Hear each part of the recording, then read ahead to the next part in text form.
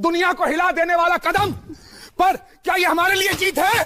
नहीं, हमें सोचना होगा, हमें पूछना होगा, क्यों हमें हमेशा किनारे पर खड़ा होना पड़ता है? ये बर्दाश्त नहीं होता। हमारी आवाज कोई डाइजेस्ट ही नहीं कर पा रहा है यार कि पाकिस्तान असली में ये कर रहा है।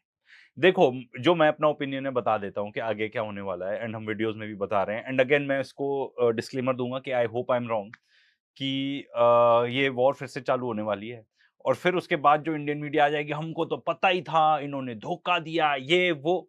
अरे भाई, अगर ये सब किया तो अभी तक जितने मीडिएशन हुए हैं सबको बोलो कि सबने धोखा दिया। ओमान इन्वॉल्व था काफी हद तक। ये तो आई वुड से कि पाकिस्तान तो काफी अच्छा कर रहा है भाई पूरी दुनिया के लिए। पूरी दुनिया चाहती है कि ये बंद हो जाए।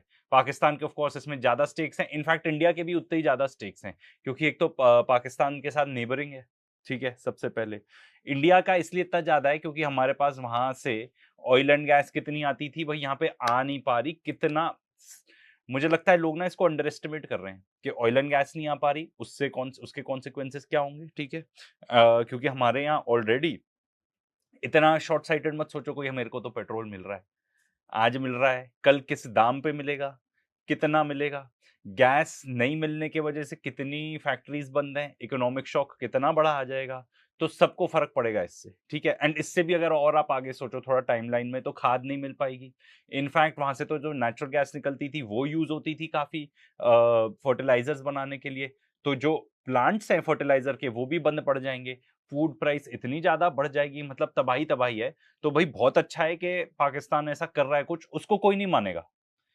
चलो, पर पहले अब देखते हैं ये मैडम जी क्या कह रही हैं। तेहरान से आई इस वायरल तस्वीर को देखिए। पाकिस्तान के field marshal Asim Munir Tehran पहुंचे हैं सुलह, शांति, समझौते के लिए। नहीं, हंसना नहीं है इस बात पर। आपके मन में ये सवाल आ सकता है, चलिए शांति दूत। आप कोई नहीं हंस रहा है मैडम जी।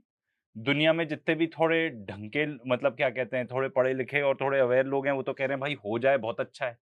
एंड जितने भी लोग, इंक्लूडिंग यू मैडम, आप जो कह रहे हो ना कि आप तो होप कर रहे हो कि हो ही ना, मीडिएशन हो ही ना पाए सक्सेसफुल, भाई आपको भी बहुत इसकी क्या कहते हैं महंगाई की मार पड़ेगी हर एक छोटी छोटी चीज में। अब मैं एक और चीज बताता हूँ, एमआरआई स्कैन नहीं करा पाओगे भाई, क्योंकि हीलियम गैस नहीं आएगी। हीलियम गैस नहीं आ पाएगी तो हो सकता है ये तो जो चिप्स के ऑलरेडी जो चिप्स बनती है, सेमीकंडक्टर चिप्स और बाकी जो हमारे फोन्स में यूज होती है, ऑटोमोबाइल्स में यूज होती है, वो नहीं बन पाएंगी। हर चीज पे ऐसी मार पड़ेगी ना, पूरे वर्ल्ड इकोनॉमी को, सबको एकदम ऐसे थप्पड़ पड़ेंगे, सबकी हालत टाइट हो जाएगी, पूरी दुनिया की। तो भाई मैं तो कहूंगा पाकिस्तान पूरी दुनिया का काम कर रहा है। एंड हंसने की बात इसलिए नहीं है, ऐसा और कौन सा देश है जो ये काम कर सकता था, भाई मेरे को ये बताओ, ऐसा कौन सा देश है। एंड ऐसा नहीं है कि पाकिस्तान अपने आप कर पा रहा है, उनके पास चाइना की ब्लेसिंग्स हैं। जो पाकिस्तान के फॉरेन मिनिस्टर है वो चाइना गए, उन्होंने एक पूरी पीस प्लान बनाया, सॉर्ट ऑफ स्टेटमेंट दी, उसी के बेसिस पे ये लोग वर्क कर रहे हैं। तो चाइना इज सपोर्टिंग दिस, तभी तो जाके पाकिस्तान ये सब कर पा रहा है, तभी तो। एंड अमेरिका के पास, अमेरिका भीख मांग रहा है सीज फायर के लिए, भीख मांग रहा था, अभी तो हो गया, तो फिर से चौड़े हो गए और सैंक्शन लगा देंगे, ये कर देंगे, ठीक है ना, वो फिर से लाइन पे आ जाएंगे। बट भीख मांग रहा था अमेरिका कि कोई इनसे बात कर लो, कोई बात कर लो, किसी की भी दम नहीं थी कि ईरान से बात कर पाए एट दैट टाइम। एंड ऐसा भी तो होना चाहिए कि जो ईरान से बात कर पाए, तो जिसके अमेरिका के साथ भी ठीक रिलेशनशिप हो। एंड ओमान तो हाथ जोड़ लिए होंगे उन्होंने कि अब हम नहीं कर पाएंगे। बनने का नाटक भी करना था, तो क्या शहबाज सरकार इतनी लाचार है कि उसे अपने आर्मी चीफ को एक पोस्टमैन की तरह इस्तेमाल करना पड़ रहा है? International diplomacy. यार अब पोस्टमैन देखो यार, मैडम जी आप कोई सीक्रेट नहीं बता रहे हो कि पाकिस्तान देश में कैसी डेमोक्रेसी है and who are the main decision makers, ये कोई आप सीक्रेट नहीं बता रहे हो। मोर इम्पोर्टेंटली आपको ये देखना पड़ेगा किसके रिलेशनशिप्स बेटर हैं पर्टिकुलर इंडिविजुअल्स के साथ एट दैट टाइम, जिससे भी ज्यादा बातचीत हो रही है। तो if he is the one who is leading, तो इसमें गलत बात क्या है? मैं तो कहूंगा अच्छा ही है। कोई इस टाइप का क्या कहते हैं, पाकिस्तान की तरफ से कोई इस टाइप की अप्रोच नहीं है कि नहीं हम पीएम को भेज देते हैं या इनको भेज देते हैं। हुसोएवर इज लीडिंग पाकिस्तान की साइड से, he is going. And let me also tell you one thing, जब ओमान की नेगोशिएशंस हुई थी, तब पता है एक ईरान डेलीगेशन एक रूम में बैठती थी, अमेरिकन डेलीगेशन दूसरे रूम में बैठते थे। एंड फिर वो बात होती थी ऐसे कि यार वो ये कह रहा है, वो ऐसे कह रहा है, मतलब मैसेजेस अक्रॉस होते थे। आज ये जो रिपोर्ट्स आई हैं, if I understood them correctly, तो वो ये थी कि इस्लामाबाद में they were sitting in the same rooms, direct you could say बातचीत हुई है। तो भाई ये कितना बड़ा आई वुड से अचीवमेंट है, एंड हो ना हो ये चीज आगे सक्सीड, वो तो अपना काम कर रहे हैं। एंड इमेजिन जब ऐसी स्थिति में लाके अमेरिका तो पीछे पड़ा हुआ था, यार करा दो करा दो करा दो, सीज फायर करा दो, इरानियंस weren't रेडी। इतनी भी रिपोर्ट्स हैं, अगेन इस चीज में बहुत ग्रे एरियाज हैं, तो इसीलिए मैं कह रहा हूँ रिपोर्ट है, मैं नहीं कह रहा हूँ ऐसा हुआ। जो एकदम 100% है उसको बताएंगे कि ऐसा हुआ कि Iranians made the Americans wait 3 घंटे के लिए।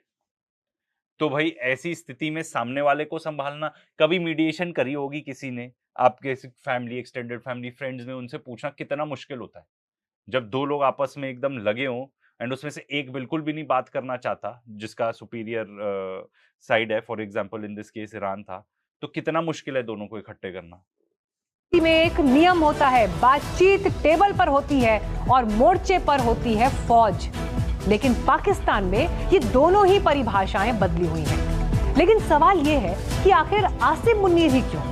पाकिस्तान के पास इशाक डार हैं, विदेश मंत्री शहबाज शरीफ हैं, प्रधानमंत्री, पीपीपी के बिलावल भुट्टो को भी शामिल कर लीजिए जो खुद को कूटनीति का माहिर बताते हैं। कायदे से इन चेहरों को तेहरान में होना चाहिए था, लेकिन पाकिस्तान ने फील्ड मार्शल को फील्ड पर उतार दिया है। अरे मैडम जी, कायदे से एक तो वॉर कोई कायदे की हो नहीं रही है, ठीक है ना मैडम जी, और दूसरा आप हो कोई तय करने वाले कि कौन किससे जाके बात करेगा। बात हो रही है वही बहुत है। एंड अभी भी by the way messages exchange हो रहे हैं बिटवीन बोथ पार्टीज। ये साबित करता है कि पाकिस्तान में लोकतंत्र सिर्फ एक कागजी लिफाफा है जिसके अंदर असली ताकत आज भी रावलपिंडी के बूट्स के नीचे दबी है। अब जरा आसिम मुनीर की जुबान से निकले वो शब्द सुनिए जो उनकी असलियत बताते हैं। पहलगाम और कश्मीर पर क्या कहा था? मुनीर ने अंतर्राष्ट्रीय मंचों से भारत को सीधे तौर पर धमकी देते हुए कहा था, हम अपनी जमीन के एक एक इंच की रक्षा करना जानते हैं और ध्यान से सुनिए, अब जरूरत पड़ी तो हम युद्ध को भारत के इलाके में ले जाएंगे। ये वही मुनीर हैं जो अपनी हर स्पीच में भारत को अस्तित्व का खतरा, एग्जिस्टेंशियल थ्रेट बताते आए हैं। जिस शख्स ने कश्मीर में शांति भंग करने के लिए प्रॉक्सी वॉर को खाद पानी दिया, जिसके हाथ पहलगाम जैसे जख्मों पर नमक छिड़कने वाले बयानों से रंगे हैं, वो आज ईरान और अमेरिका के बीच सुलह कराने चला है। ठीक है, गालियां दे दी, मन की शांति हो गई, अब कुछ कवरेज भी बता दो, अगर उसमें कुछ फ्लॉ रहा हो तो वो भी बता दो। इसमें एक बहुत ही I would say substantial image थी कि एयरपोर्ट पर रिसीव करने गए ईरान के फॉरेन मिनिस्टर।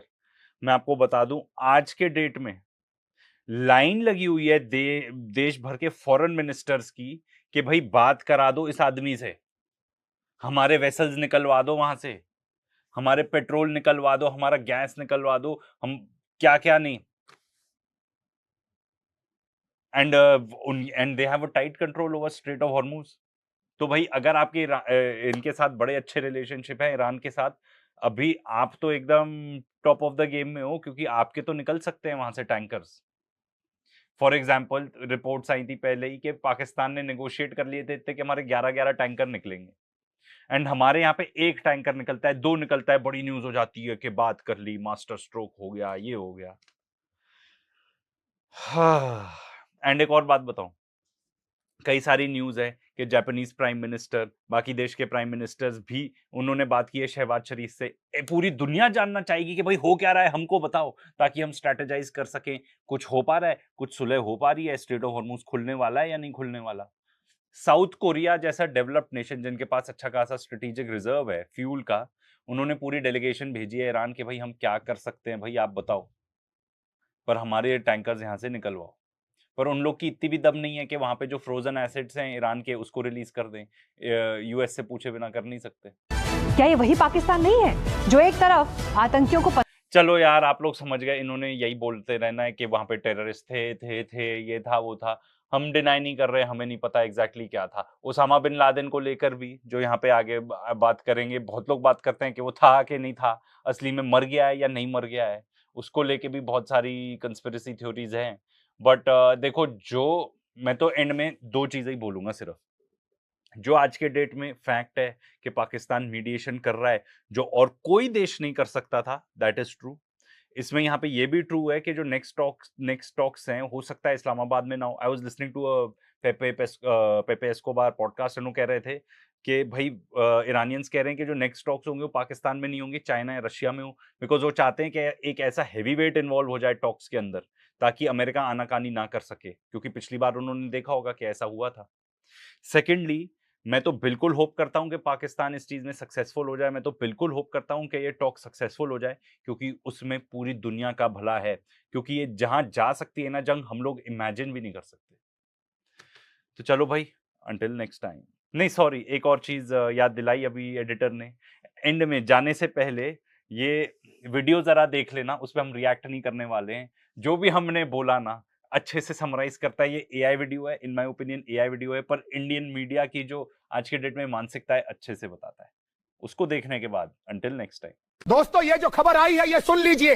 पाकिस्तान ने अमेरिका और ईरान के बीच छिड़ने वाला युद्ध रोक दिया है, दुनिया को हिला देने वाला कदम। पर क्या ये हमारे लिए जीत है?